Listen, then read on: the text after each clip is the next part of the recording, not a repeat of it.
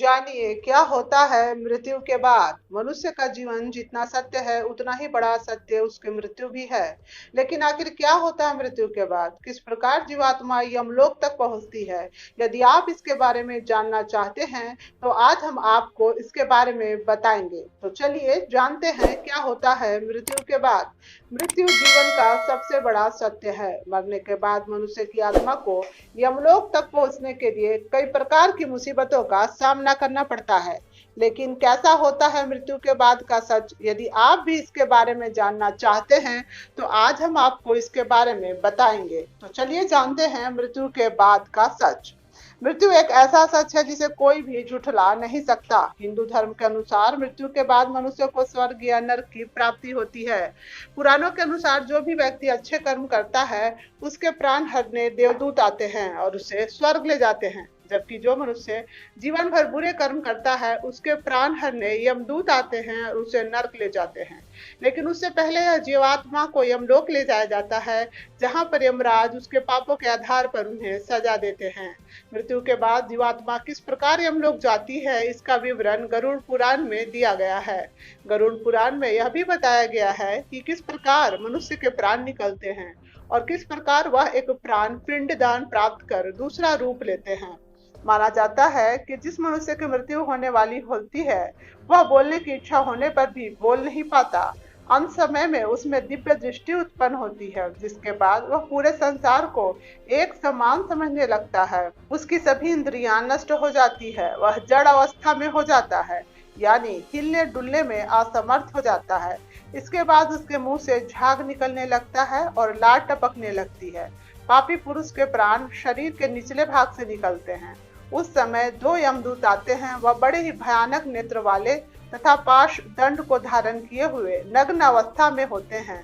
वह अपने दांत किटकिटाते हैं। यमदूतों का मुंह टेढ़ा मेढ़ा होता है और नाखून ही उनके शस्त्र होते हैं। ऐसे भयानक यमराज के यमदूतों को देखकर प्राण मल मूत्र का त्याग करने लग जाता है। उस समय शरीर से प्राण पैर के अंगूठे के मार्ग से निकलते हैं, जिन्हें यमदूत पकड़ लेते हैं। यमराज उस व्यक्ति के प्राणों को पाश गले में बांधकर उसी क्षण यमलोक ले जाते हैं, जैसे राजा के सैनिक दंडनीय प्राणी को ले जाते हैं। उस पापी जीवात्मा को थकने पर भी आराम नहीं करने दिया जाता। इतना ही नहीं, यमदूत उस पापी आत्मा को यमलोक की यातनाओं के बारे में भी बताते हैं, जिसके बाद वह पापी जीवात्मा अपने पापों के साथ यमलोक में प्रवेश करता है। उसे यमलोक में कुत्तों से कटाया जाता है और गर्म चीजों पर भी चलाया जाता है। वह भूख प्यास से भी तड़पता है। तब यमदूत उसकी पीठ पर चाबुक मारकर उसे आगे ले जाते हैं। वह आत्मा अंधकार में मार्ग से यमलोक में प्रवेश करती है। गरुड़ पुराण के अनुसार यमलोक 99,000 योजन दूर है, जिसके बाद उसे भयानक नरक यातना दी जाती है। इससे वह जीवात्मा यम की यातना देखकर यम से आज्ञा पाकर कुछ देर के लिए आकाश मार्ग से होते हुए अपने घर को जाती है।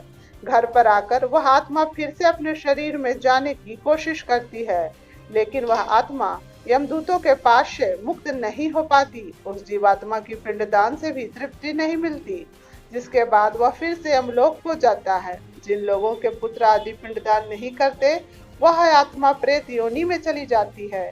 गरुड़ पुराण के अनुसार 10 दिनों तक पिंडदान अवश्य करना चाहिए।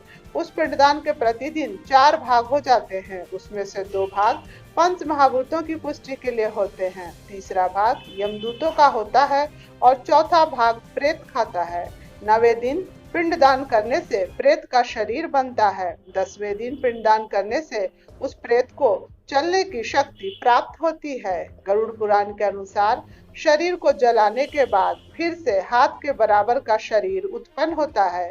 वही यमलोक के मार्ग में शुभ और अशुभ फल को भोगता है। पहले दिन पिंडदान से सिर, दूसरे दिन पिंडदान से गर्दन, तीसरे दिन हव्य, चौथे दिन के पिंडदान से पीठ, 5वें दिन के पिंडदान से नाभि, छठे और 7वें दिन के पिंडदान से कमर और नीचे का भाग, 8वें दिन के पिंडदान से पैर, 9वें और 10वें दिन के पिंडदान से भूख प्यास की प्राप्ति होती है।